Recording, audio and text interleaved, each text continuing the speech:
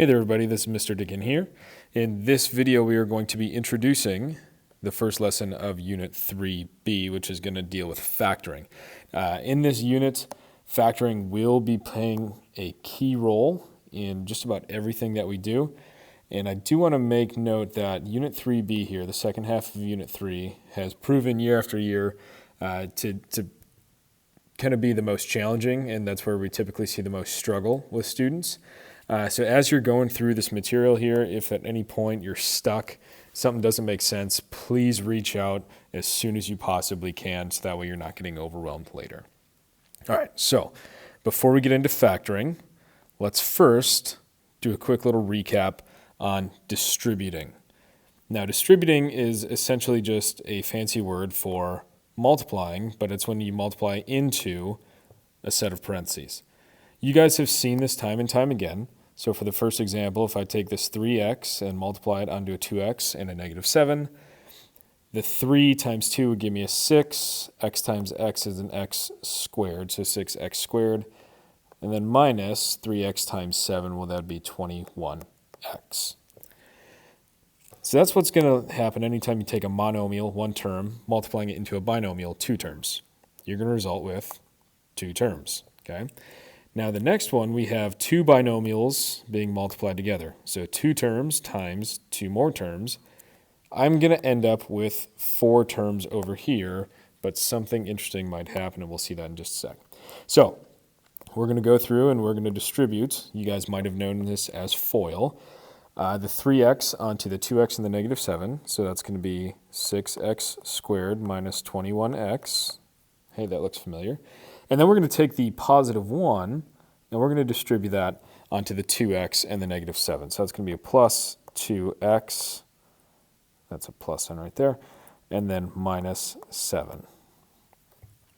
So now you'll notice we have 1, 2, 3, 4 terms.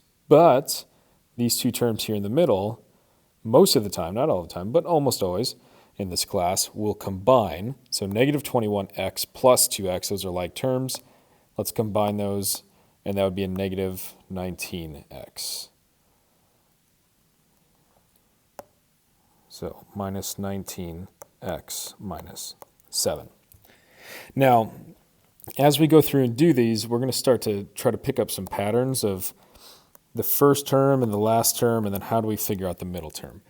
Well, as we're going through, the first term in these is always going to be the result of the first terms that was multiplied from each parenthesis chunk. The last term, in this case negative 7, is always going to be the product of the second or last terms of each parenthesis chunk. And then the middle term is where we have to start kind of paying attention here. And that's really a combination of taking, all right, if I did 3 times negative 7 and combine that with a 1 and a 2 multiplied. So 3 and a negative 7, that's negative 21. And then 1 times 2, well, that would just be positive 2. So negative 21 plus 2 is negative 19, which we've already established. So using that same line of logic here, I'm going to try to expedite the process. So I'll take my first and last portions here. So 2x times 2x, it's going to start off with a 4x squared. And then we have a positive 3 and a negative 3. That's going to multiply to be a negative 9 at the end. And then in the middle, I'm going to zoom in a bit here, we're going to have 2x times a negative 3. So that's negative 6x. And then we're going to have a positive 3 times a positive 2x, so that's a positive 6x. Well, those are just going to nullify. Those are going to cancel each other out. So 4x squared minus 9, that's actually going to be our final answer. Neat. Little side note, anytime you see two parenthesis chunks like this where they look the exact same, the only difference is a plus sign versus a minus sign, those are what's referred to as conjugate pairs. Conjugate pairs. All right, let's do the next one. We'll take the product of the first term. So x times x, we're going to start off with an x squared. The product of the second terms of each parenthesis group, 4 times negative 1, we're going to end with a negative 4. And then I have to figure out, well, what's going in the middle? So if I did x times negative 1, that's a negative 1x. If I did a 4 times x, it's a positive 4x. Negative 1 plus 4, those are like terms. We're going to get a plus 3x in the middle. All right. Similar process here. Starting off, we have 8x and a 3x. So I know we're going to start off. 8 times 3 is 24, so 24x squared. My last term, I have 1 and a negative 2. If I multiply those, I'll get a negative 2 at the end. In the middle, we're going to have 8 times negative 2, so that's a negative 16x, 8x and negative 2. So negative 16x, and then a positive 3x. Well, that's going to be negative 13x after I combine those.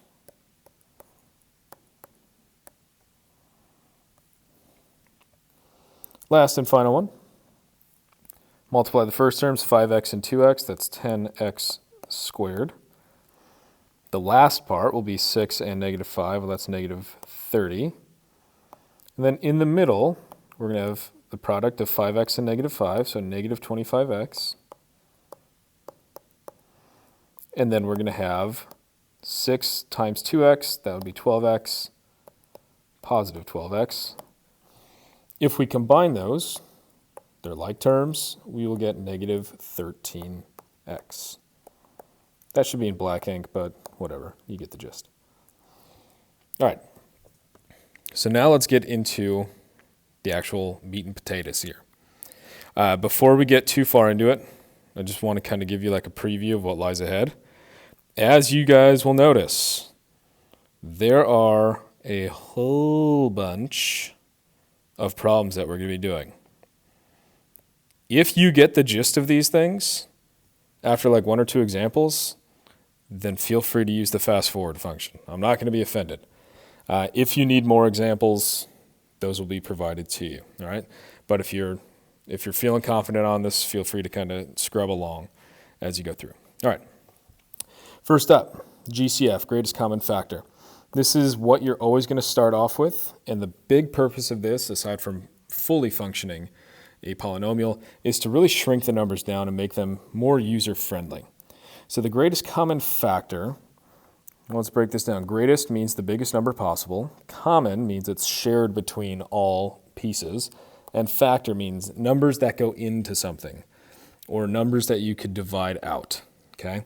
So for the first example, I have 18x squared and 27.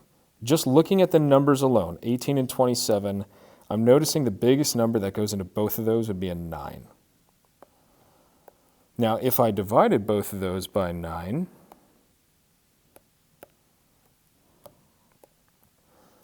then we would have 18 becomes a 2, and then 27 becomes a 3. It's positive, so I can put a plus there. And then I'll look at letters. Well, here I've got x squared. That's really x times x. That's 2 x's. Here I have just plain old x. I want to figure out how many x's, if any, can I safely divide out or take away from each one. Well, they each have at least one x, so if I stole an x away from each of those, I could put that on the outside. So instead of dividing by 9, we're really dividing by 9x.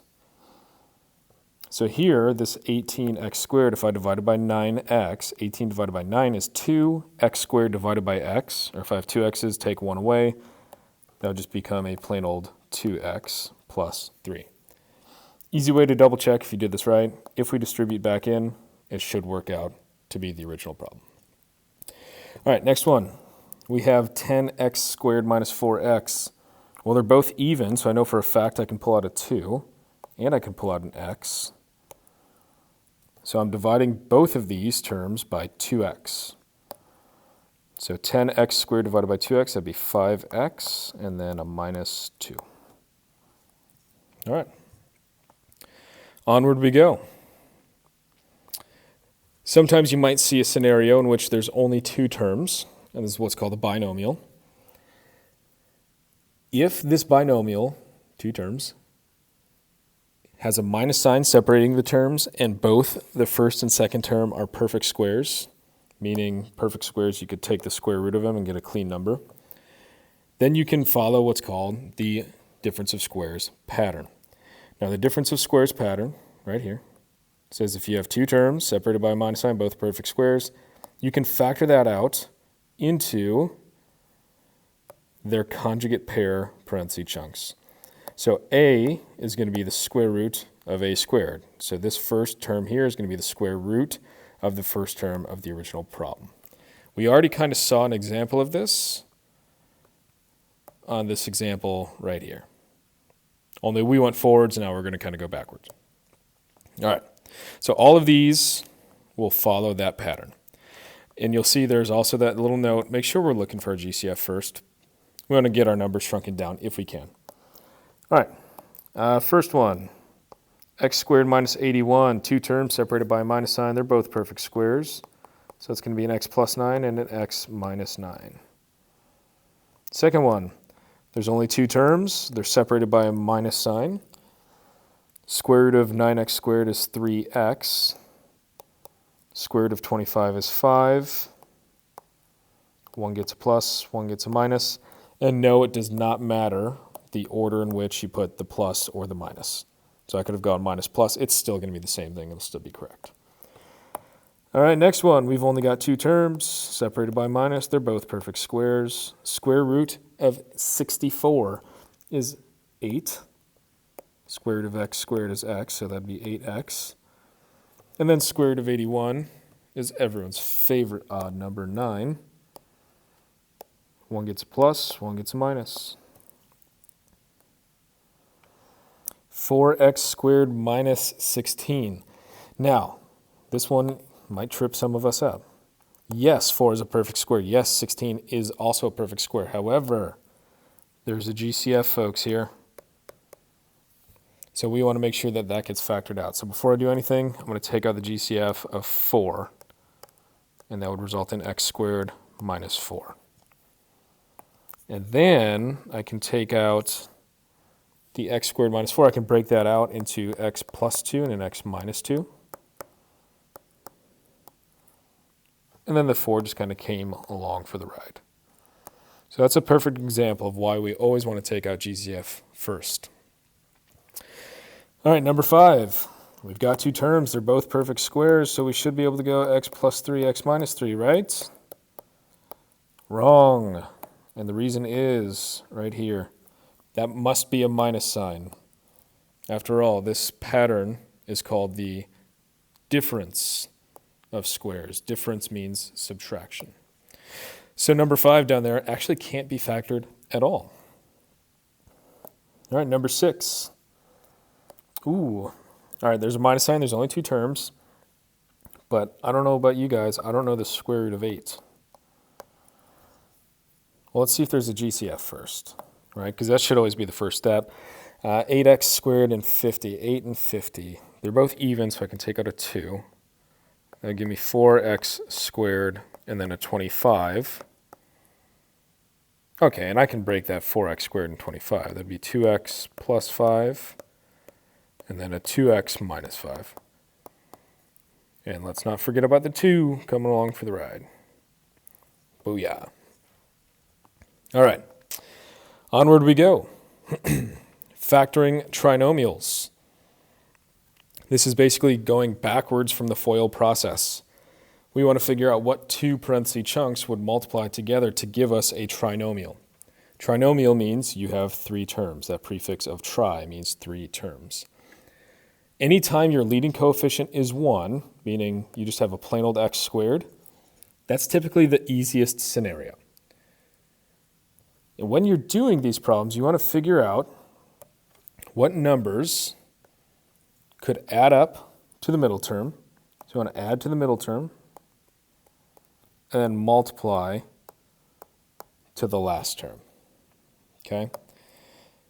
Once you figure out the numbers that can add to the middle, multiply to the last term, you can then begin to build your parentheses chunks. So if I think of the number 8, and I'm going to kind of draw off to the side here, numbers that multiply to be 8 are 1 and 8, or I've got 2 and 6. And by 6, I mean 4. What am I doing? Now, of these, I'm trying to figure out, are there any combos that would add up to be 6? Well, yeah, 2 and 4. So when I set up my parentheses chunks here, it's going to be x plus 2 and x plus 4.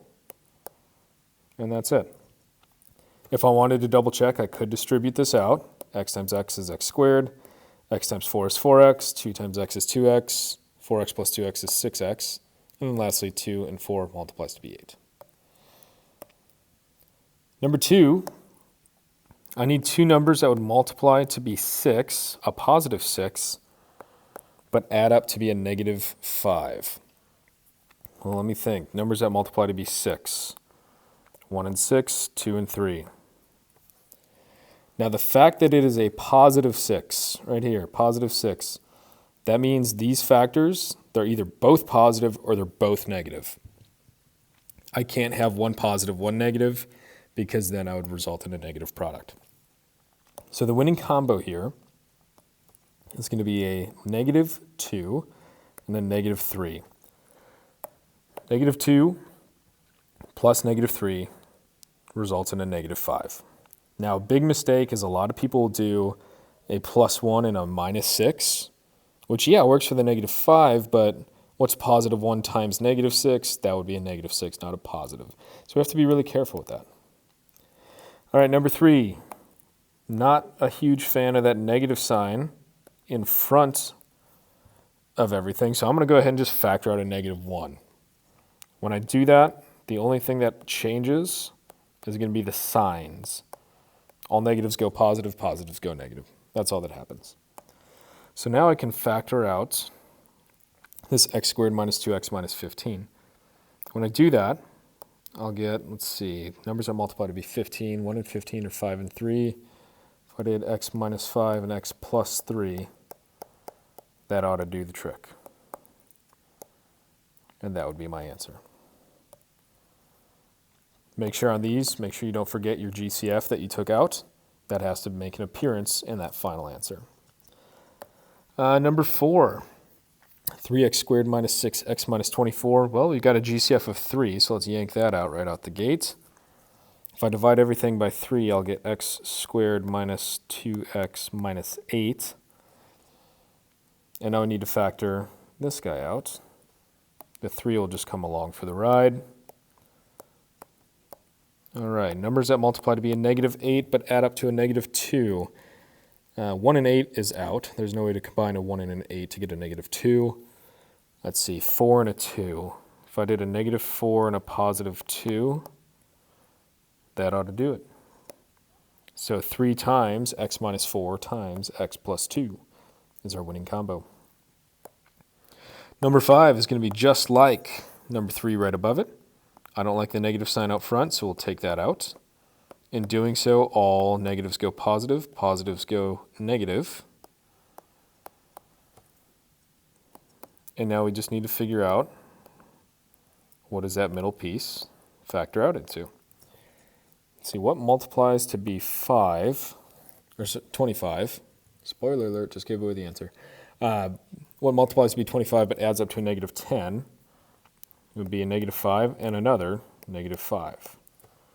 Or if you wanted, you could write this as negative 1 times x minus 5 quantity squared. These two are saying the exact same thing. They are equally valuable.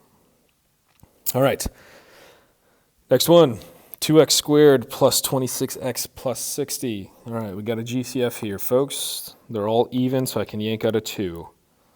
So x squared plus 13x plus 30. The 2 comes along for the ride.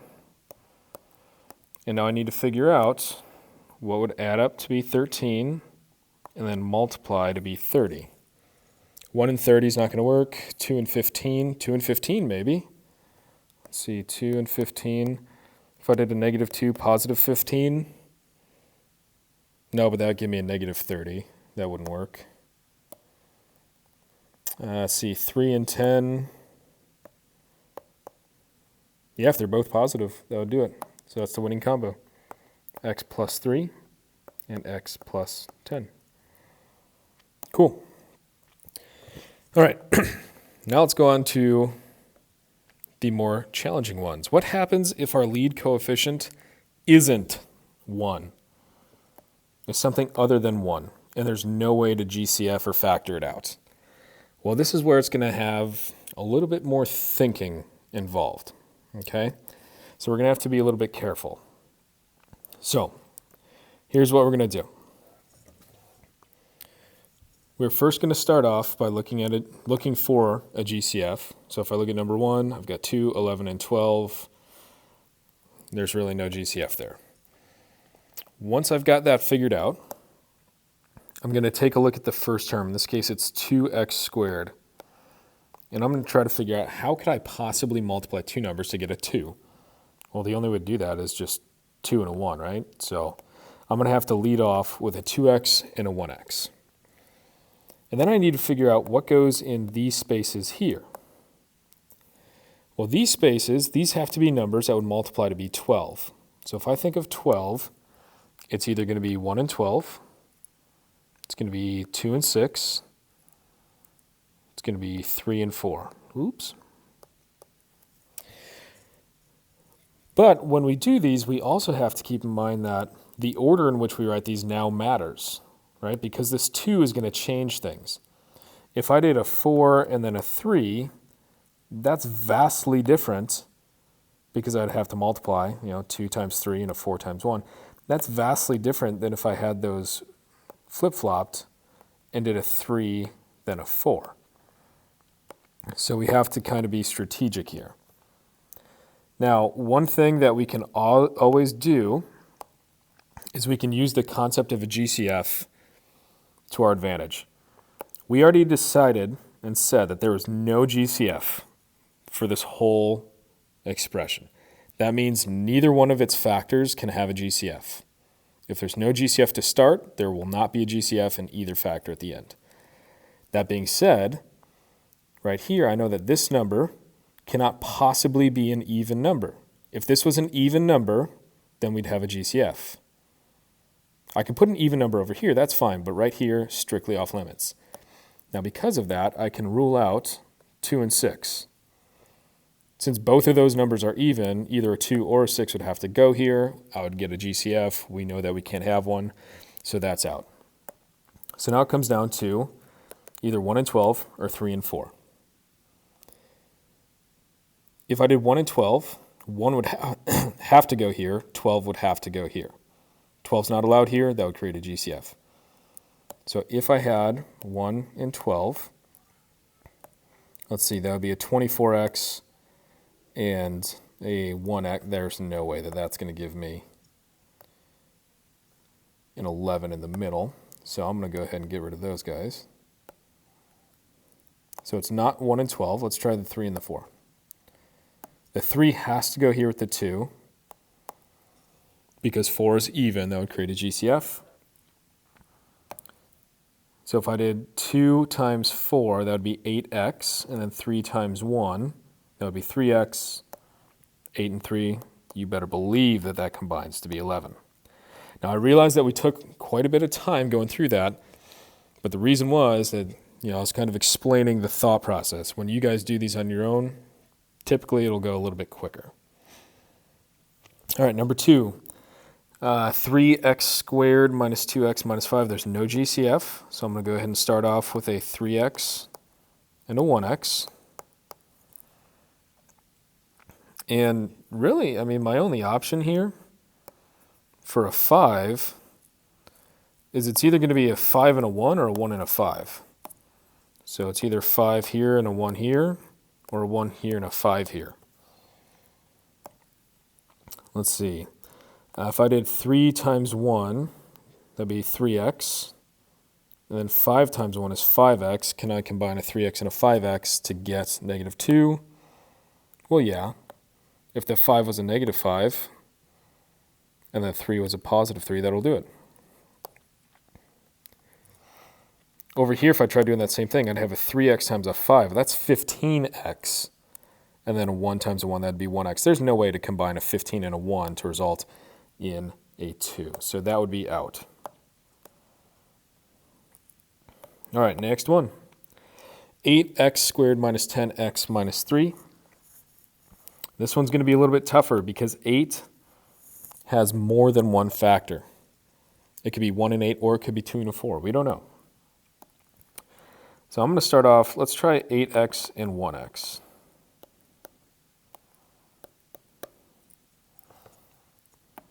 And that could either be followed by a 3 and a 1 or a 1 and a 3. I don't know which one. The other option would be maybe it's a 2x and a 4x.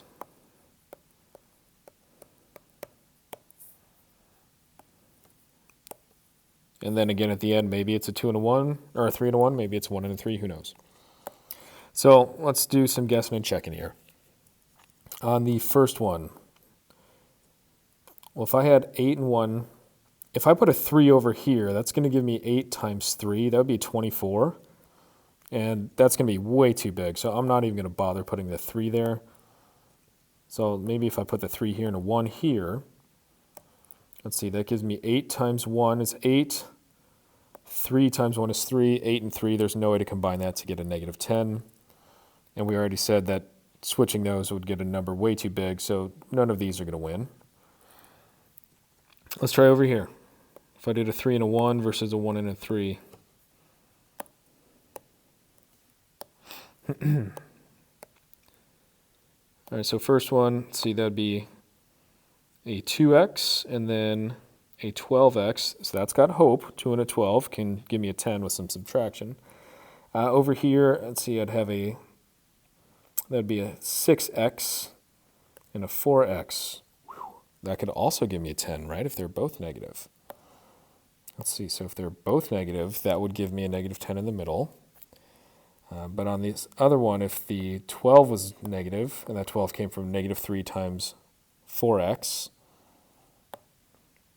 and the 1 was positive. So it looks like we have 2 that work, right? Well, not so much. One of these has to be wrong. And the reason for that is the end product is a negative 3. If it's a negative 3, that means the signs of these numbers have to be different. It has to be a negative times a positive. If you did a negative times a negative, positive times a positive, you're going to result in a positive value. So for this particular example, this is going to be our correct answer here.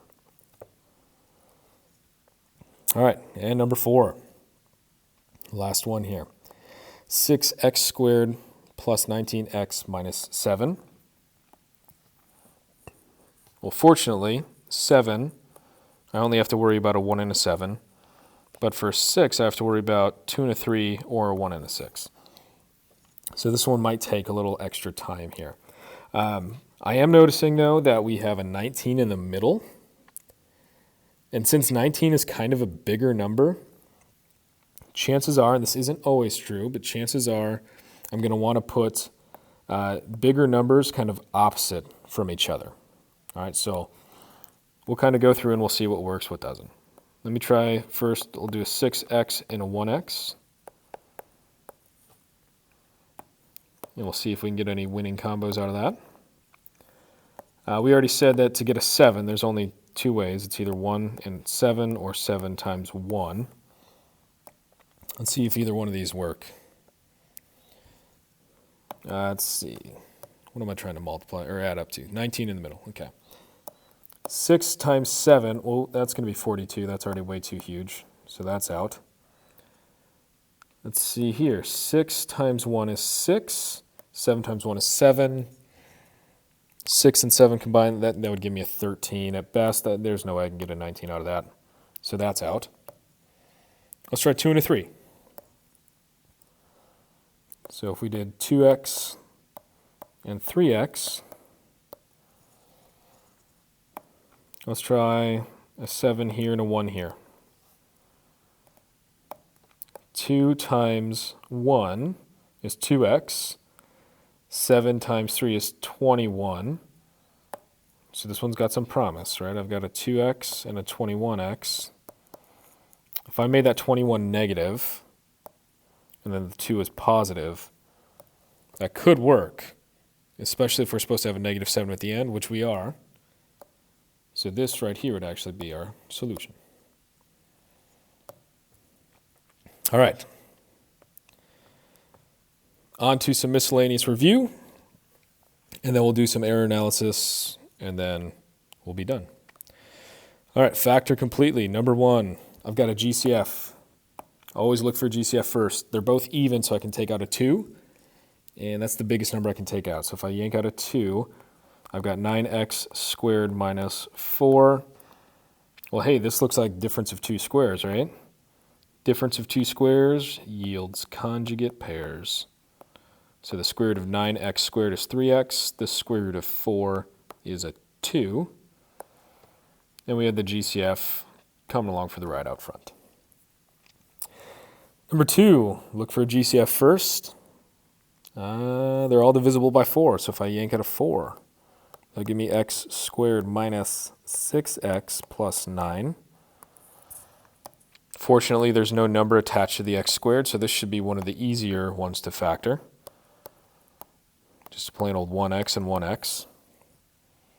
Numbers that multiply to be 9 but add up to negative 6. It's either 1 and 9 or 3 and 3. I'm going to go 3 and 3. But since it's a negative 6, they're both going to have to be negatives.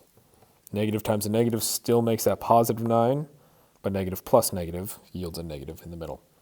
And let's not forget our GCF of 4. There we go. Number 3, we've got a GCF here of 2. So that becomes x squared minus 8x plus 16. Well, this one's going to be pretty dang similar to number 2. Now I'm looking for numbers that would multiply to be 16 but add up to a negative 8. So if they multiply to be 16, it's either 1 times 16, 2 times 8, or 4 times 4. In this case, the winning combo is going to be 4 times 4, both negatives. All right, last one. 12x squared plus 36x plus 27. We do have a GCF. Our GCF is going to be 3. If I divide everything by 3, I'll get 4x squared plus 12x plus 9. Whew. All right, so this one might take some time. Now I've got to factor out this piece in the middle. So it's either going to start off with a 2x and a 2x, or maybe it's going to start off with a 4x and a 1x. We don't know. And then at the end, it's going to have to be factors of 9. So it's either going to be a 9 and a 1, or maybe it's going to be a 3 and a 3. Well, since 3 and a 3 doesn't really matter where I put them, if they're the same number, I'm going to try that first. So I'll just kind of rule things out. So if I did 3 times 3, let's see. 2 times 3, that would be 6x. 3 times 2 is another 6x. 6 times 6 is... All right, cool. Wow. We got a first try. Lucky us. So that would be our answer with the GCF up front. How neat is that? All right, and last but not least, by the way, I think these are all the same problems over here. Yes, no? Yeah, all right, so something weird happened when I exported this. These are all the same problems, so I don't want you to think that you're losing out on some educational opportunities here. We'll take a look at this one. So error analysis, we want to find the error and then fix it. Well, number 1, I'm already noticing they didn't even take a GCF out. Silly gooses. Always look for a GCF first. If you don't, it is still factorable, but you'll notice one of your terms, one of your factors, will still have a GCF. So if you notice a GCF at the end, you can still take that GCF out and your problem will be correct. It's just easier to get it done right out the gate. So that is the fixed version of number 1. Number 2, 16x squared plus 81. So it looks like they wanted to do the conjugate pairs, right? So the difference of squares, the square root of 16 is 4, square root of 81 is 9. The only problem here is this exponent of squared, that really means 4x plus 9 times another 4x plus 9. And we would have to distribute and FOIL that thing out. That's not going to result in 16x squared plus 81. That's not going to cancel out where there should have been a middle term because everything's positive. There's no way to cancel out a negative and a positive. Number 2 actually cannot factor at all. That plus sign ruins it. Oh boy. All right, then last one. Got a 2x squared minus 7x plus 5. Let's see. X times 2x, that is 2x squared, negative 5 times negative 1, that is a positive 5. So those pieces check out. Let's see, 2x times x, that would be 2x squared. Then if I had a minus 1x and then a minus 10x, that would be a minus 11x plus 5. So it looks like this middle term is our whoopsie daisy. Well, what if I switch those around? What if I did x minus 1 and then 2x plus 5? Or no, minus 5. So really I just took those two values here in parentheses and just switched them around. Well, now let's see. Negative 1 times negative 2 would be negative 2x. X times negative 5, that'd be negative 5x. And then that works to be negative 7x. So this would actually be our factored and fixed version. All right, this was quite a long one. I'm sorry about that one, folks. But like I said, I'd rather give you more information than you need so that way you can fast forward instead of not giving you enough. So if you watched all 37 minutes of this, power to you. If not, by no means am I offended. You know the drill. If you have any questions, please let me know. And as always, good luck, have fun, be safe, roll tide.